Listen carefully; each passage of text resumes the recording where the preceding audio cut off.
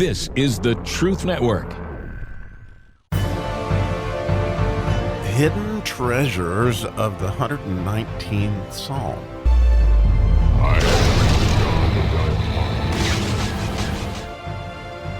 So today we are on verse 168, which is the miracle verse in the Shin section, and it kind of breaks my heart that this is the second to the last miracle verse we get to talk about in the 119th Psalm as we've been digging around in this, and man, oh man, is it a miracle what we end up with for the letter Shin. And as we've talked about, the letter Shin is this idea, the beginning of the word shalom and the beginning of the word Shabbat, where, you know, there's this great peace, this great idea of contentment as we chew on and we oxidize information, and it is also the beginning of the word keep. And so as we talked about in last time's verse, which was my soul hath kept, you know, here again, the word that begins the 168th verse that begins with a shin is the word keep again, and very much related to what we talked about yesterday, but this is really cool where this goes. So I'll read it in English.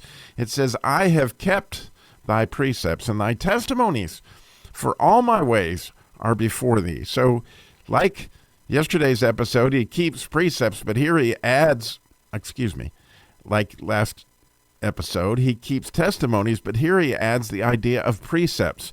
And if we've talked about many times, these are those meetings, those prayer times, maybe church services where, you know, you're meeting with God, whatever that may look like, whether you're in his word or whether you're in prayer, however that works in your life, that he's keeping those, and he's keeping testimonies, which, you know, again, that idea of treasuring those things, like Adam was meant to keep the garden. The neat thing is the way he gets that done is he says, all my ways are before thee. And that word that he uses for before thee in Hebrew is absolutely spectacular. And it's not the first time that King David used that word, is that in the 16th Psalm, where he's getting ready to say, in his presence is fullness of joy, a few verses before that, he says, I have set the Lord always before me, because he's at my right hand, I won't slip. And the neat thing is there he's set, but here he's pretty much acknowledging that all our ways are before God, that he's there if we can recognize it and see it. But there's something really, really cool in that word before thee as well. And the way to find that is to an extent to go back to the first time you use it in the Bible, which is in Genesis, is where God used it when it said that it wasn't good for man to be alone. In other words, in Genesis 2, he said it wasn't good for man to be alone, that he needs to find a helper suitable for him. And that idea for him at the end of helper, right? When you see that in Hebrew, here's this word that is this idea of before, but that's such a horrible translation when you really look at the richness of the word in Hebrew, because there is the letter in the word in Hebrew starts with the letter nun, which has to do with faith. It has to do with the seed that's planted, right? And we talked about a light that's, you know, in our souls that has to do with your nefesh. So, you know, because the word nefesh or the word soul begins with that letter nun, but it is a believing machine. And so here we have this idea of this helper that is, number one, going to believe in us. And then, how cool is this, that the next letter is the letter Gimel, which we've talked about is great. So you have this person or this identity that has great faith in you. And it's really this idea that I'm going to show through this film clip, this idea of having this person that's right there. I've placed the Lord always before me, or in this case, able to keep the precepts and the testimonies, because all my ways, and the idea of ways there is the word derek, which is path. So because he is there with our path, I want to use this film clip from the movie The Legend of Bagger Vance. And the clip that I'm going to have you listen to is so rich an elephant could swim around it, and it'd be worth the 4 minutes it takes to listen to it, I believe, as you really process this in such a unique way, because here we find this man is at a crossroads in his path. This man, Juna, was a golfer in Savannah. The movie's about golf, but it's not really about golf. And certainly in this particular scene, it's all about something we all face in life, these crossroads where it looks like we can't get through something. And here he has a caddy who is the Bagger Vance character and is played by Will Smith. And it's almost like a Holy Spirit character. And what's going on is that Juna had been a great golfer in his youth, and then he went to World War I, and he was the lone survivor in this horrible battle that you're going to hear as he ends up hitting this bad golf shot into the woods. He relives this moment from World War I that has caused him to lose his swing or his ability to play golf the way that he used to. But this caddy, who is very much the Holy Spirit character, you can see it throughout the movie, it's a spectacular movie, is now going to help him with his path, which is that idea of a derrick. And so listen carefully on the way that he talks about you can start or you can stop, and how this burden is keeping him from choosing the path that he would hope that he would choose, and how he needs to get back to what he was originally born with, right? And I love the fact that he says that, whereas you'll hear in the clip where he talks about it was only moments ago. Well, in our life, eternity, like Jesus, is eternity. And so when we can touch eternity, even Adam's fall was just moments ago, okay? And so we can get the things back that we have lost, and Jesus is going to restore those things. And so you can hear as Will Smith walks him through this, and then he gives him the idea of before him, right? And listen to him coaching as he says, I've been right here with you. And not only that, you can hear the faith, and this is what I really want you to hear. I want you to hear the faith that the Holy Spirit character has in Juna, that he can make this shot as he coaches him to take a stand, as he coaches him to hit it with all he's got. Go ahead and listen to this, and we'll talk about it right after that.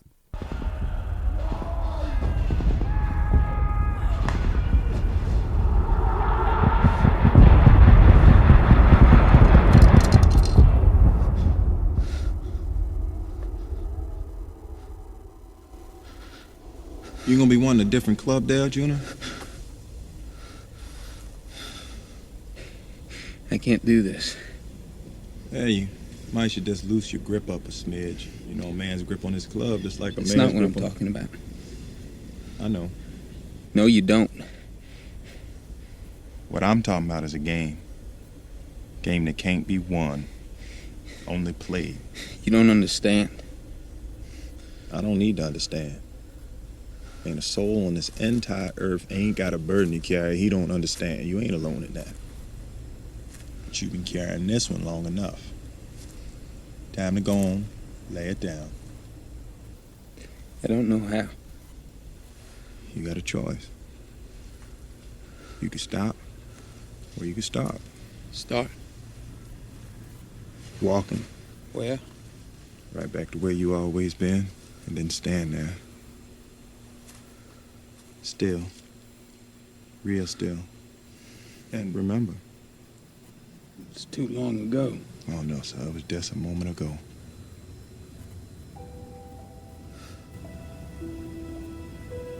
Time for you to come on out the shadows, Juna. Time for you to choose.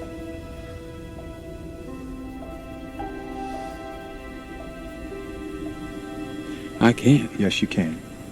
But you ain't alone. I'm right here with you. I've been here all along.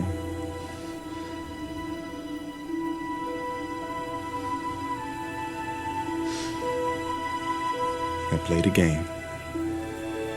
Your game. The one that only you was meant to play. The one that was given to you when you come into this world.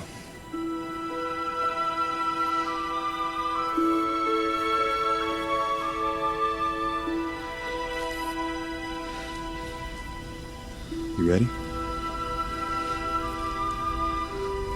Come on, take your stance.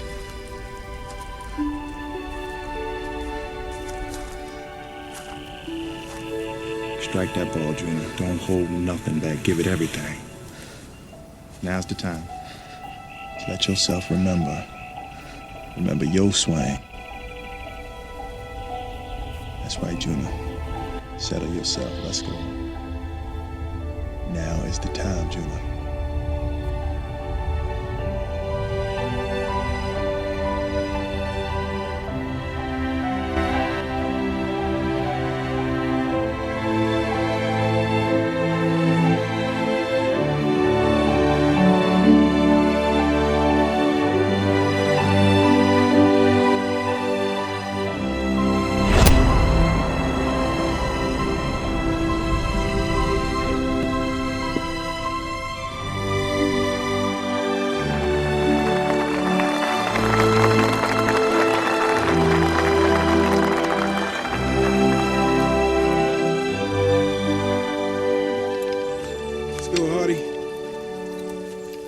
So clearly we can see here that Juna is able to make this golf shot as a result of having, God right here with you.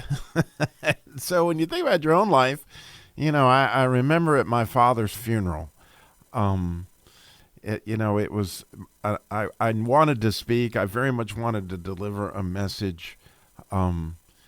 And yet it was very, very difficult because my father and I were very close, very close. In fact, we'd lived in his house and been his caretaker for, the last year or so of his life. And so I was supposed to speak. And my band of brothers came that day. And I can't tell you much about what I said or what happened, but what I remember was these helpers, right? That had faith in me, that coached me. I remember the prayer as they put their hands on me, and each one of them spoke into my life the fact that I could do this. And how many times is what we do we're capable of because God has faith in us, and He is coaching us every step of the way. And that I see from this Bagger Vance clip, that I'm able to keep His precepts and His testimonies because He has faith in me and He's walking with me as all my ways are before Him. And if that's not a miracle, I don't know what is. So I look forward to starting the Tav section next episode.